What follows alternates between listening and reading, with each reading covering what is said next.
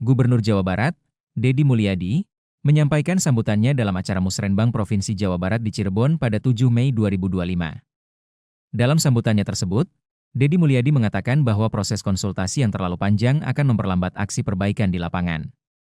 Dirinya mencontohkan pembongkaran bangunan di aliran Sungai Bekasi dan di wilayah Puncak. Dalam rapat paripurna DPRD bersama pemerintah Provinsi Jawa Barat pada Jumat, 16 Mei 2025, anggota DPRD fraksi PDIP melakukan aksi walkout dan menyinggung pernyataan Gubernur Jawa Barat, Deddy Mulyadi, terkait lembaga DPRD.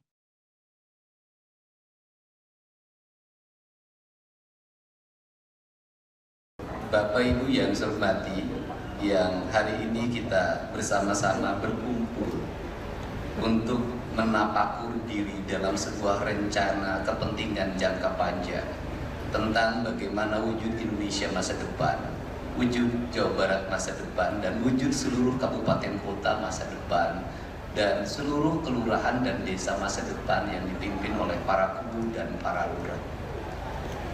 Yang saya hormati Pak Mendagri yang hari ini hadir, Direktur Jenderal Kependudukan dan Catatan Sipil, kemudian juga yang mewakili Menteri Bappenas, saya ucapkan terima kasih atas kehadirannya. Mudah-mudahan kegiatan Musrenbang bukanlah kegiatan ritual administratif, tetapi meletakkan kata dalam angka dalam makna. Karena kata tanpa angka adalah rangkaian dari kekacauan administratif, sedangkan angka tanpa makna adalah rangkaian akuntansi yang hanya berakhir pada pemeriksaan BPK di target utama adalah WTP. Saya memahami pembangunan para hadirin semua. Saya tidak bisa menyebutkan satu persatu. Tadi sudah disebutkan semuanya oleh Pak Ketua DPRD. Dan sangat istimewa pada hari ini juga kita dihadiri oleh sewesili siwila lawangi sekeseler pajajaran, baik anu ngau di Sumedang, au ngau di Cirebon, dan anu ngau di Sudut di Kuningan. Sisa peradaban yang masih tersisa, yang memiliki garis genetika, yang hari ini masih ada, yang mungkin Bupati Bogor gelisah karena tidak ada sekeseler anu ngau di Bogor dalam bentuk kasultanan atau kasepuhan. Tapi masih ada Pak Bupati, yaitu sekeseler yang ada dalam kasepuhan-kasepuhan yang terhampar di wilayah Banten, wilayah Bogor, wilayah Sukabumi, wilayah Cianjur sampai Garut. Saya akan bicara tentang perspektif kebudayaan. Ada 3 kerangka berpikir tentang sejarah keberadaban masyarakat Sunda yang terdiri dari Sunda Kulon, Sunda Kidul, Sunda Tengah, Sunda Wetan, dan Sunda Kaler. Yaitu ada 3 variabel ideologi dan politik. Yang pertama, awalnya adalah variabel kasepuhan. Variabel kasepuhan itu adalah cita-cita peletakan kerangka dasar tentang politik zaman itu yang mengembangkan Ajenti Tritamtu sebagai sendi dasar pembangunan kepemimpinan, kemudian berkembanglah titah Sri Baduga bernama ajaran Siliwangi.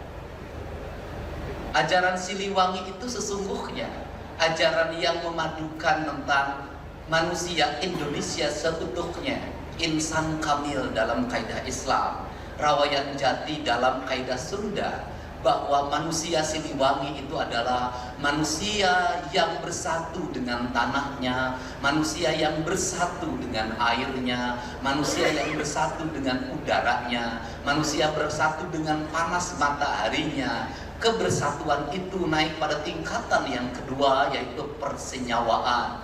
Persenyawaan naik ke tingkatan yang ketiga adalah penyerahan. Penyerahan naik ke tingkatan yang keempat adalah ketiadaan. Tingkatan yang pertama bersatu itu sifatnya material. Tanah, air, udara, matahari secara material disatukan, maka dia akan melahirkan kehidupan. Cara bersatunya harus simbiosis, mutualisme. Tidak boleh saling membunuh, tidak boleh saling mematikan. Andai kata satu mati, itu demi yang lain. Andai kata demi yang lain, dia memangsa bukan karena keserakahan. Dia ada karena ekosistem yang mengharuskan dia berbuat seperti itu. Maka sesungguhnya dalam filsafat dasar ini Teh Rike dan Kang Dede serta Teh Jihan, itu kita bicara tentang filsafat dasar dunia. Pasti dunia terbelah dalam dua filsafat, yang satu barat, yang satu timur. Barat mengajarkan apa? Barat mengajarkan belium contra omnibus, bahwa manusia satu sama lain itu saling menaklukkan, bahwa hubungan manusia dengan alam itu saling menaklukkan. Alam ditaklukkan, dieksploitasi. Alam ditaklukkan, dieksploitasi. Maka lahirlah revolusi industri. Dari revolusi lahirlah industrialisasi. Dari industrialisasi lahirlah kolonialisme.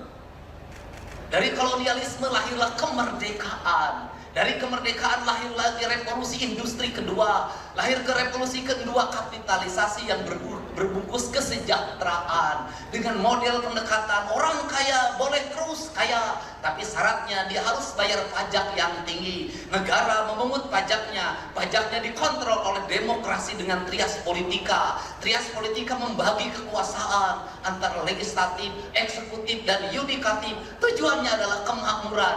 Maka pajak itu harus melahirkan sistem negara yang menjamin orang miskin punya rumah, orang miskin punya sekolah, orang miskin punya harapan masa depan, ada jaminan kesehatannya, orang miskin punya jaminan hari tua. Meski dia nganggur, negara tetap menggajinya. Gaji ini diperoleh dari siapa? Dari kaum kapitalis yang membayar pajak dengan mahal pada negara. Negara mendistribusikan untuk melindungi mereka dari cengkraman kapitalisme itu. Apakah kapitalisme melahirkan kemakmuran? Melahirkan keadilan, melahirkan. Lahir negara-negara besar dan raksasa yang hari ini sedang berhadapan dengan apa? Komunisme yang kapitalisme, yaitu Tiongkok. Nah, kemudian di wilayah timur dia berkata pada apa? Kita dengan alam tidak bermusuhan. Kita dengan alam adalah saudara. Kita tidak mungkin bermusuhan dengan tanah karena kita dari tanah. Kita tidak mungkin bermusuhan dengan air karena kita dari air. Kita tidak mungkin bermusuhan dengan udara, menaklukkan udara karena kita dari udara. Kita tidak mungkin menaklukkan matahari karena kita bagian dari matahari itu sendiri. Maka dia adalah persenyawaan. Seluruh persenyawaan itu masuklah nilai yang namanya ruh. Ruh itu mengajarkan rububiyah. Rububiyah itu mengajarkan penghambaan. Maka manusia yang bersenyawa dengan tanah, air, udara, dan mataharinya, dialah manusia yang menghamba pada Tuhannya. Melalui apa? Melalui penghormatan pada tanah, air, dan udara. Nah, kenapa? Karena Tuhan disembah oleh kita. Melalui apa? Melalui kita yang dihadirkan di muka bumi. Tak akan pernah bertemu dengan Tuhan manakala kau tak memahami matahari. Kau tidak akan pernah bertemu dengan Tuhan manakala kau tidak memahami air. Kau tidak akan bertemu dengan Tuhan manakala kau tidak bisa memahami udara. Kau tidak akan pernah bertemu dengan Tuhan manakala kau tidak bisa memahami tanah. Kenapa? Karena seluruh rangkaian peristiwa material itu, kata kaidah Islam, dia dalam setiap hari bertasbih pada Allah. Dia berkata la ilaha illallah, maka air la ilaha illallah, maka matahari la ilaha illallah, maka bulan la ilaha illallah, maka udara la ilaha illallah. Semuanya la ilaha illallah dalam tasbihnya, dalam bahasanya. Nah, seluruh kerangka itu dalam kaidah Sunda, mau timur, mau barat, mau kulon, mau wetan, mau tengah, itu sama Siliwangi. Ajarannya apa? Ajarannya sarendeg, saigel, sabobot, sapihanean, kacai jadi saleuwi, kadarat jadi salonggak, tara pagiran kirang tampian. Karena itu sarendeg, saigel, maka dia ada kalimat tiga. Ada kalimat satu yang direndegkeun, dua yang diigelkeun, yang ketiga anu ngarendegkeun jeung nu ngigelkeun. Kemanunggalan itulah yang disebut dengan insan kamil. Maka kaum insan kamil, kaum rawayan jati, kaum manusia Indonesia, dia tidak pernah sama sekali mengakui apa yang dia lakukan. Kalimatnya apa? Hirup syukur sasamperan, awak ukur sasampayan, sariring-riring dumadi, sarengkak saperpola, sadaya kersane Gusti. Kata Kiai, Pak Wakil Ketua DPRD Jawa Barat, itu Pak Iwan mengatakan, itulah yang disebut dengan la haula wala quwata illa billah. Kalau kerangka pembangunan seperti ini, apa sih yang dicita-citakan oleh saya? Saya selalu berurai air mata. Kenapa? Yang dicita-citakan adalah mengembalikan kembali Tatar Sunda pada ajaran Siliwangi, bukan ajaran kemusyrikan. Mengembalikan kembali Tatar Sunda pada ajaran titah penciptaannya, bahwa dia adalah segenggam tanah yang tercipta saat Allah sedang tersenyum. Maka mengembalikan kembali pada ekosistem. Dalam pembangunan modern, mengembalikan tanah Sunda pada go green. Yang ada cuman beda, yang satu berdasarkan keyakinan, yang satu berdasarkan proyek. Go green itu proyek. Nah, karena ini yang dibangun, maka Pak Ketua DPRD, apa yang kita letakkan? Ada hal yang harus terorkestrasi, ada hal yang harus dia melakukan sendiri. Kenapa? Kalau saya bongkar bangunan di pinggir sungai, kebayang kalau saya diskusi dulu sama DPRD, tidak akan pernah terbongkar. Karena DPR ada konstituennya di situ, ada partai A, partai B, partai C, diskusinya tidak akan berhari-hari. Nanti aspirasi berkembang, bangunan tidak dibongkar, ribut tidak berhenti. Maka itu saya pilih, saya bongkar sendiri. Kenapa? Agar Bapak tidak cacat, agar Bapak tidak pusing menghadapi konstituen. Ketika konstituen bertanya ke Bapak, kenapa tempat warung saya dibongkar? Kenapa rumah yang berpuluh-puluh tahun dibongkar? Bapak coba mengatakan, Bupati nanti bisa, Gubernur nanti bisa dicarik jente benang di urus saya ganti di Bapak bersih. Bapak bersih. Tetapi ada hal yang harus terorkestrasi. Apa itu? Anggaran Pak terorkestrasi. Ada perencanaannya, ada PPK-nya, ada KPA-nya, ada auditnya. Kemudian ada anggaran yang tidak terkonsentrasi. Apa? Kemarin Pak, apa itu? Pergeseran anggaran. Kenapa? Karena saya diberi otoritas oleh Pak Mendagri, Pak. Pak Didi lakukan percepatan, bikin rencana yang cepat. Kenapa? Karena Pak Didi harus menyongsong perubahan dengan cepat. Ada.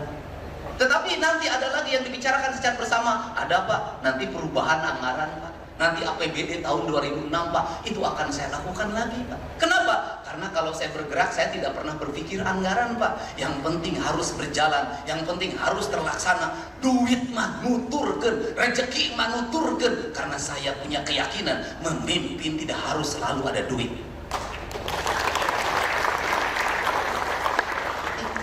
Kenapa? Para raja dulu tidak menyusun APBD. POC itu membangun gedung negara di Cirebon ini tidak ada itu persetujuan DPR-nya. Bagus Pak. Yang ada persetujuan DPR-nya kita sudah beberapa kali SDG runtuh. Kenapa itu terjadi? Karena kita kolaborasi hanya dimaknai oleh berkumpul bersama untuk memutuskan, bukan rasa dan cinta. Kolaborasi itu tidak harus mesti dimaknai bahwa kita rapat.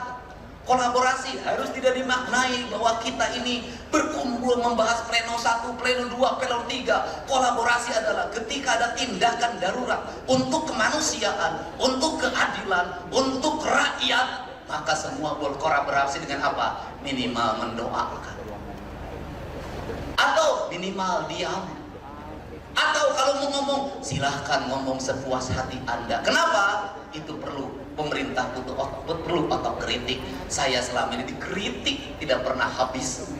Dan yang paling menarik adalah di Cirebon, ada orang yang marah sama saya.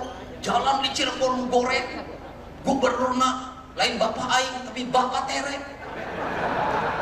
Saya katakan jadi gubernur berdua.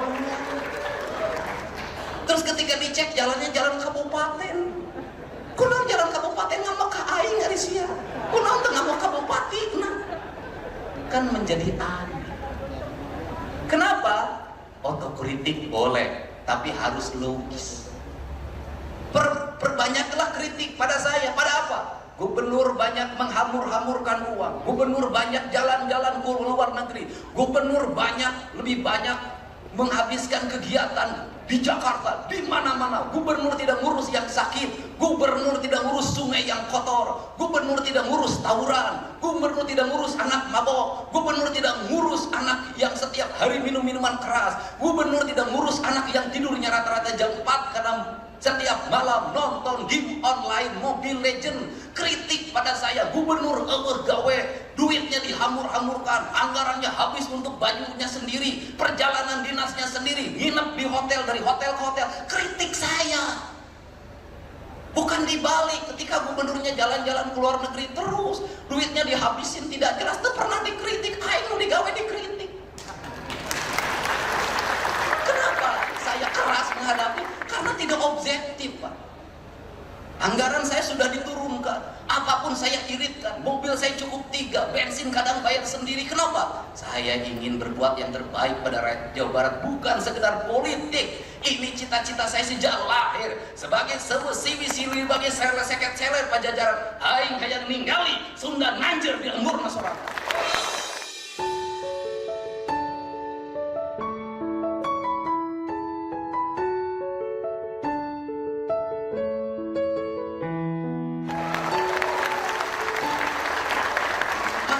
Sekda berapa kali ngomong kepada saya tidak punya rasa takut apa. Saya tidak berpikir ke depan jadi apa. Saya tidak berpikir apakah saya populer atau tidak. Saya tidak berpikir apakah saya punya elektoral atau tidak. Tidak penting bagi saya. Bahkan saya tidak berpikir tentang keselamatan nyawa saya. Saya hanya berpikir sebagai titah prajurit Siliwangi, saya ingin memperlihatkan di tanah Sunda ada pemimpin yang membela kebenaran rakyat. Jadi karena ideologi saya tidak takut. Kenapa? Karena ini harus kita lakukan. Perubahan harus kita lakukan lama. Kita ini habis pada seminar, pada perencanaan, pada kajian. Silahkan dicek di Provinsi Jawa Barat dalam 5 tahun sabar ribu kajian. Coba. Gak. Silahkan di kabupaten kota ada berapa ribu perencanaan. Karena di pemerintah ini ada proyek perencanaan. Proyek perencanaan. Perencanaannya ayat duitnya serapret nama Allah. Ini penting. Negeri ini memerlukan seperti ini hari ini. Nah, untuk itu apa yang kita mimpikan? Ya, yang kita mimpikan di ajaran Siliwangi itu go green itu simbiosis mutualisme itu. Di negara Siliwangi itu ya sungai harus bersih. Kalau sungai harus bersih, judulnya juga cai. Kalau sungai harus bersih, sebenarnya teologinya itu harus melahirkan tata bangunan. Tata bangunannya harusnya lahirkan IMB. Kalau dulu, nah harusnya rumah itu menghadap sungai, bukan membelakangi sungai. Nah hari ini ya saya bongkar. Kenapa? Karena sungai tidak terlihat, sawah tidak terlihat. Seluruh Jawa Barat jalan rayanya dipenuhi oleh warung. Saya nanya Pak Wali Kota, Pak Gubernur, saya mau beresin BBWS. Itu warung-warungnya. Bapak nggak berani nertibin? Dari dulu Pak. Ya saya tahu dari dulu. Saya nanya, Bapak berani nertibin nggak? Dia mengatakan tidak berani. Ayo Wali Kota, wetu wani komo lurah. Ini fakta. Nah, kalau seperti itu, apakah saya akan membiarkan? Tidak. Saya akan datengin, Pak. Saya akan diajak bicara. Kita kembali pada hak dan kewajiban. Itu milik negara. Kembalikan hak negara pada negaranya. Kenapa? Negara untuk kepentingan rakyat, bukan untuk kepentingan perorangan. Di Indonesia itu, di Sunda itu harus dimulai dengan berani. Kenapa? Kalau tidak mulai, orang Sunda mah turut munding.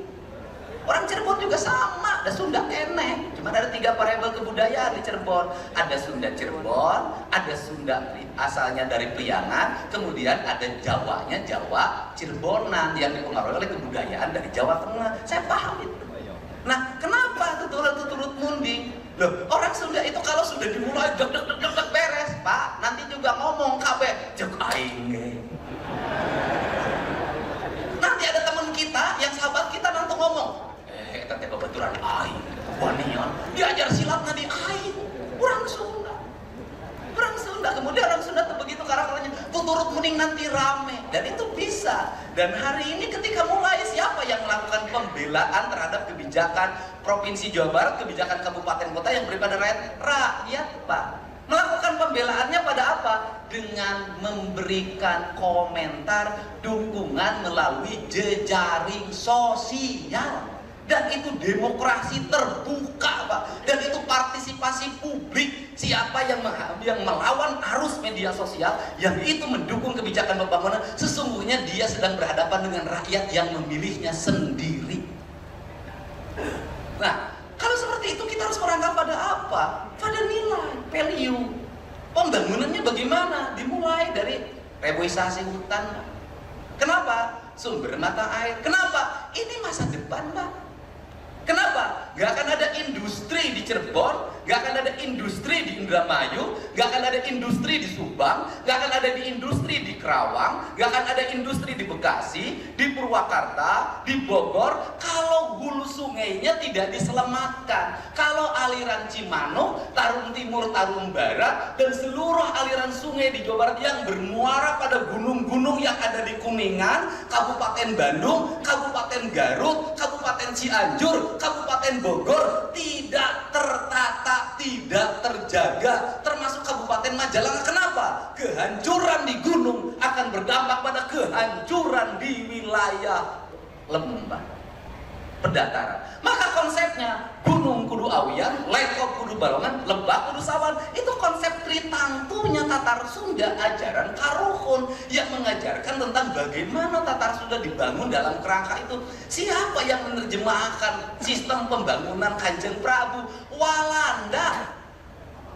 Walanda menjelaskan dalam apa? Satu, di daerah gunung rakyatnya harus tetap kerja agar dia tidak mengambil hutan dengan pohon-pohonnya. Dibuatlah yang disebut dengan sabuk hijau. Sabuk hijau itu berbentuk apa? Perkebunan teh. Itu menjaga kemakmuran di wilayah gunung. Disebutlah sabuk hijau. Nah, sabuk hijau ini itu menjaga ekosistem pegunungan. Nah, kemudian sabuk hijau ini juga menjaga aliran sungai. Maka Belanda membangun Tarum Timur, Tarum Barat, Bendungan Walahar, dan berbagai bendungan estetik yang sampai hari ini masih kokoh. Dibuatlah jaringan. Kata Belanda itu, kalau orang Jawa Barat pengen makmur, maka gunakanlah sungai sebagai jaringan transportasi. Itu Belanda. Maka dibuatlah rencana perjalanan dari Cirebon menuju Jakarta cukup lewat Tarum Timur dan Tarum Barat, nanti masuknya kemudian ke Kalimalang. Karena kalinya salah, bernama Malang terjadi. Karena Kalimalang, harusnya Kalimujur. Ini konsepsinya. Nah, konsepsi itu maka dipadukanlah. Maka listrik yang harus berkembang di Jawa Barat adalah pembangkit listrik tenaga air. Maka diterjemahkan setelah itu oleh Bung Karno, lahirlah Jatiluhur. Lahirlah ekosistem perairan. Ekosistem perairan maka lahir pada nama Cai. Maka sampai ajaran Kasunanan di Jawa Barat pun Kasunanannya adalah Gunung Jati, tidak pakai nama Arab, tapi nama pohon yang ada di sini. Dari Gunung Jati melahirkan peradaban Jati, lahirlah kayu jati, ukiran jati, pahatan jati, daunnya menjadi ekosistem ekonomi, lahirlah nasi jamblang. Leluhur kita yang tidak sekolah punya multi produk peradaban yang keren. Nah, kemudian ini kan harus diramu dalam sebuah rencana. Tahun 2026 kita mau apa? Terukur. Punya alokasi berapa? Prioritas utama apa yang harus dibangun? Maka saya menerjemahkan dalam kerangka teknis. Jalan kudu lecir, cai kudu ngalir, beteng rakyat kudu buncir, puntuna kudu nyengir. Ditambah bahasa heureuy da urang Sunda mah banyol rek di Cirebon rek Indramayu kudu heureuy na kanjut kudu ngacing. Apakah kanjut itu bahasa porno? Tidak, itu bahasa cawoka. Cawoka itu apa? Bahasa orang Sunda yang blak-blakan, orang Cirebon yang blak-blakan, ngomong sapokna ngadek sacrekna. Maka kanjut bisa dirubah menjadi bahasa yang multi event. dan produk. Satu, ketika kanyut dipakai tempat uang, jadilah kanyut kunang. Itu kanyut. Ketika menghadapi orang yang penakut, maka orang Sunda nyebut siga kanyut dina punung. Maka ketika menghadapi orang yang pemalu, maka kanyut dina tarang. Ketika menghadapi orang yang malas, laer kanyut. Ketika menghadapi perempuan nakal, hamur kanyut. Ketika menghadapi wanita hamil, were, kanyut, sederhana. Makanya orang Priangan yang Cianjur jangan ngukur gayanya Cirebon, nggak boleh. Kenapa? Beda. Di Subang aja ada Subang Kasomalang, ada Subang Pamanung, kan beda gaya. Tapi rasa sama. Nah, di sini ini dulu satu, infrastruktur jalan harus terkoneksi. Infrastrukturnya apa? Satu, jalan tol pemerintah pusat. Nanti juga ada investasi provinsi, ada investasi pemerintah kabupaten kota. Dan harapan saya ke depan, itu jalan tol itu adalah menjadi jalannya investasi, bukan orang lain yang punya. Harapan saya kita yang punya. Kenapa? Orang lewat di jalan itu makin lama pendapatannya masuk lagi daerah. Maka nanti Bank Jabar investnya di jalan tol yang strategi, jalan tol di Bandung. Itulah investasi ke perusahaan yang bangkrut, jaminan bohong. Kalau kurang jadi sekolah, kemudian buta huruf, bisa jadi haji 4 kali dagang di pasar, dagang daging. Make rasa tak bisa katipu. Salah kena beger deui ka pami. Make rasa. Make mana? Nah, ini terkoneksi, maka terkoneksi jalan nasional, jalan tol nanti ke jalan nasional, jalan provinsi, nanti jalan kabupaten, jalan desa. Maka perencanaannya harus terkoneksi, Pak, tidak boleh masing-masing. Nanti desa bangun mana, provinsi, kabupaten bangun mana, provinsi bangun mana. Bila perlu perencanaannya bareng, bangun jalan provinsi di sini, koneksikan dengan jalan kabupaten di sini, koneksikan dengan jalan desa di sini. Itulah disebutnya hari ini perlu berkumpul antara bupati wali kota masing-masing berdiskusi agar terjadi konektivitas itu. Jangan sampai setelah jalan tol, jalan provinsinya jelek, setelah jalan provinsi, jalan kabupatennya jelek, setelah jalan kabupaten, jalan desanya jelek, terkoneksi, terblok. Tuh. Nah, kemudian provinsi akan menyelesaikan apa?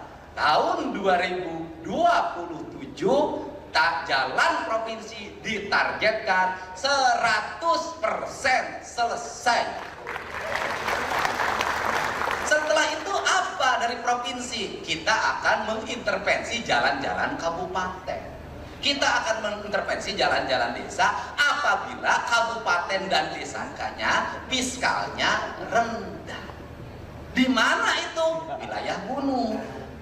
Kenapa wilayah gunung? Tidak ada pendapatan seperti wilayah industri. Harus dilindungi mereka. Harus, kenapa? Karena orang gunung harus mendapat keadilan fiskal. Kenapa mendapat keadilan fiskal? Dia menghasilkan oksigen, karbon, dia menghasilkan air. Airnya dinikmati oleh orang utara. Ini harus muter karena awan juga begitu. Hujan turun di gunung, airnya tetap lari ke muara. Alam begitu. Dibuat nanti siklus di situ. Nah, kemudian ditata di seluruh Jawa Barat ini, wilayah gunung itu harus menjadi pusat peradaban pertanian, pusat peradaban kehutanan, pusat peradaban rumah bambu, pusat peradaban sumber-sumber mata air yang jernih. Ditata nanti bangunannya terkoneksi dengan baik, sistem pendidikannya dibenahi menuju ke arah kepariwisataan. Anak-anaknya berlatih ilmu kepariwisataan. Untuk apa? Agar nanti aliran orang Cirebon, aliran orang Bekasi, aliran orang kota Bekasi, aliran orang Jakarta, sebagian dari Bogor bisa bersama-sama. Dua hal ketika Sabtu Minggu, dia pasti pergi ke gunung dan pergi ke laut, sudah. Tetapi semuanya, gunungnya di Jawa Barat, lautnya di Jawa Barat. Tapi yang piknik harus yang punya duit. Jangan alasan studi tour, karena itu yang miskin piknik tambah miskin. Ini kan. Nah, setelah jalan nanti kita koneksikan lagi, air mengalir, maka irigasi harus tertata. Makanya harus tertata. saya kemarin ngomong sama kepala PSDA, curhat ke saya. Selama ini saya jadi kepala PSDA belum pernah dapat alokasi anggaran provinsi, rata-rata pakai DAK. Saya hanya anggaran rutin saja. Nah, hari ini baru dapat alokasi hampir 200 miliar dari provinsi. Nanti terintegrasi. Nah, kemudian seluruh daerah aliran sungai dan jalan yang ditata ini harus mengarah pada yang berikutnya, estetika. Jalannya estetik, kemudian jembatannya estetik, lengkungan-lengkungan pengaman jalannya estetik, saung-saung sawahnya estetik, kemudian rumah-rumah dinas pengisi penghuni penjaga aliran sungainya estetik, penjaga danau-danaunya estetik. Maka perspektif yang kedua hari ini adalah Bapeda harus punya catatan berapa ribu jumlah mata air di Jawa Barat, sumbernya dari mana, berapa ribu embung, berapa ribu danau, berapa ribu setu, kata orang Bekasi. Diidentifikasi untuk apa? Segera ditata, sertifikatkan menjadi milik negara. Hati-hati kalau tidak segera disertifikatkan. Besok pengusaha datang ke situ, ada hotel, kemudian ada danau, maka dia pagar, dia klaim itu adalah danau dia. Ini aset, Pak. Anggarkan yang cukup. Nah, ini ditata, kemudian nanti bikin desain-desain bagaimana penataan irigasi, saung-saung irigasi, saung sawah. Saya ingin ada konsepnya. Untuk apa? Hamparan Jawa Barat, hamparan Tanah Sunda adalah hamparan bumi Katulistiwa yang terpancar dengan siliwanginya, yang terpancar dengan tata estetikanya. Kan seperti itu. Tetapi ketika mengalami pertumbuhan, tata ruangnya jaga. Jangan sampai ketika diserbu pariwisata mengesampingkan aspek tata kelola tata ruangnya, menyampaikan aspek-aspek perlindungan lingkungannya. Kan kacau. Kenapa kekacauan terjadi? Puncak itu adalah gambaran, dan Cianjur gambaran kekacauan dalam pengelolaan tata ruang. Rapat paripurna DPD yang kami hormati, sesuai undangan, acara rapat paripurna hari ini adalah ada dua agenda. Agenda yang pertama, pandangan umum fraksi terhadap dua rancangan peraturan daerah tentang: satu, pelaksanaan kegiatan usaha pertambangan mineral bukan logam, mineral bukan logam jenis tertentu dan batuan. Yang kedua, penyelenggaraan administrasi kependudukan. Agenda yang kedua, pendapat gubernur terhadap dua rancangan peraturan daerah tentang: satu, perubahan Ranperda Provinsi Jawa Barat nomor 3 tahun 2019 tentang pengelolaan barang milik daerah, dan dua adalah pembinaan kepada badan usaha milik daerah. Untuk pelaksanaannya kami mohon persetujuan rapat paripurna yang terhormat ini. Apakah acara yang kami sebutkan tadi Bapak dan Ibu setujui? Terima kasih. Interupsi pimpinan. Mangga yang Doni interupsi. Maradona Barat, fraksi PD Perjuangan. Silakan. Ya, assalamualaikum warahmatullahi wabarakatuh. Selamat pagi, salam sejahtera buat kita semua. Perlu saya sampaikan terkait hari ini rapat paripurna untuk membahas rancangan peraturan daerah yang diajukan oleh Pemprov. Nah, kemudian begini pimpinan, 9 hari yang lalu gubernur di acara yang sakral, saya anggap di acara musrembang, ada pernyataan gubernur yang menurut saya ini perlu kita sikapi, bahwa beliau menyampaikan, saya berpikiran beliau mendiskreditkan lembaga DPRD Provinsi Jawa Barat, dan mungkin menurut saya juga mendiskreditkan masing-masing anggota DPRD Provinsi. Nah, saya menyimpulkan juga dari pernyataan itu, gubernur ini sepertinya tidak membutuhkan apa pendapat dari teman-teman anggota DPRD. Nah, ternyata pada saat ini untuk membahas rancangan peraturan daerah, pemerintahan Provinsi Jawa Barat tentu membutuhkan teman-teman DPRD untuk membahas. Gubernur tidak bisa jalan sendiri membuat peraturan daerah. Nah, saya berharap di rapat paripurna hari ini, sebelum kita menyampaikan pandangan fraksi masing-masing terhadap rancangan peraturan daerah ini, saya meminta secara pribadi dan secara praksi kami meminta ada klarifikasi dari gubernur di rapat DPRD Provinsi Jawa Barat. Kenapa? Ini negara ini dibentuk ada tiga trias politika. Dia tidak bisa berjalan sendiri. Nah, sebelum ada klarifikasi dari gubernur terhadap pernyataannya di acara Musrembang, Rencana Pembangunan Provinsi Jawa Barat, menurut saya kita tidak perlu menyampaikan pandangan. Kenapa? Bagaimanapun sesama lembaga kita harus ada etika, harus saling menghargai. Kita tidak ada yang Superman bisa berjalan sendiri. Negara ini dibangun juga tidak bisa berjalan sendiri.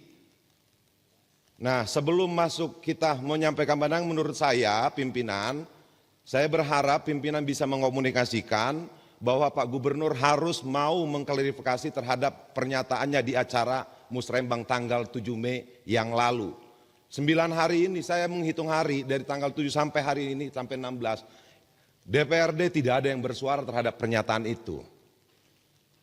Nah, saya berharap dan secara khusus dari fraksi PD Perjuangan menginginkan klarifikasi dulu. Kalau memang tidak membutuhkan DPRD, ya tidak usah dibahas raperda di DPRD. Nah, mungkin itu pimpinan. Kenapa bagaimanapun negara ini atau Pemprov ini, teman-teman DPRD juga pengen Jawa Barat ini lebih maju, bukan hanya gubernur pengen Jawa Barat ke depannya lebih baik. Mungkin itu saja pandangan dari saya, masukan dari saya pimpinan. Saya berharap ini direspons. Kenapa sebagai pimpinan yang baik harusnya memberikan contoh yang baik. Terima kasih. Wassalamualaikum warahmatullahi wabarakatuh. Waalaikumsalam warahmatullahi wabarakatuh. Terima kasih. Izin pimpinan. Silakan, mangga. Saya melihat ya, seharusnya DPRD maupun legislatif dengan eksekutif berbarengan lah, saling isi mengisi, saling memperkuat. Ya, tapi beberapa bulan ini memang ada suara-suara yang kurang enak juga. Ya, kita tidak saling merendahkan lah. Saya memintalah perbaiki kehormatan marwah DPRD ini ya pimpinan, supaya hubungan yang harmonis baik gubernur, wakil gubernur maupun dengan legislatif ini, dengan DPRD ya. Saya meminta juga ya, sebagai kehormatan dan marwah DPRD ini, untuk rapat paripurna hari ini ya, saya meminta seluruh fraksi PD Perjuangan untuk tidak ikut atau walk out, termasuk Bapak Ono Surono, untuk sebelum selesai hubungan eksekutif dan legislatif baik. Terima kasih pimpinan. Silakan berdiri fraksi PD Perjuangan.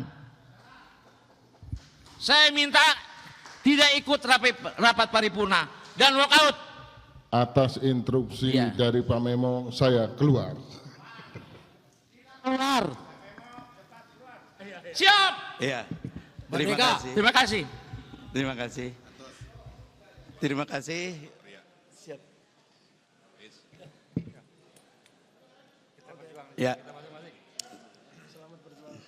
Ya, rapat paripurna DPRD yang kami hormati, kami sebagai pimpinan sangat menghormati dan memahami apa yang tadi disampaikan oleh fraksi PDIP Perjuangan.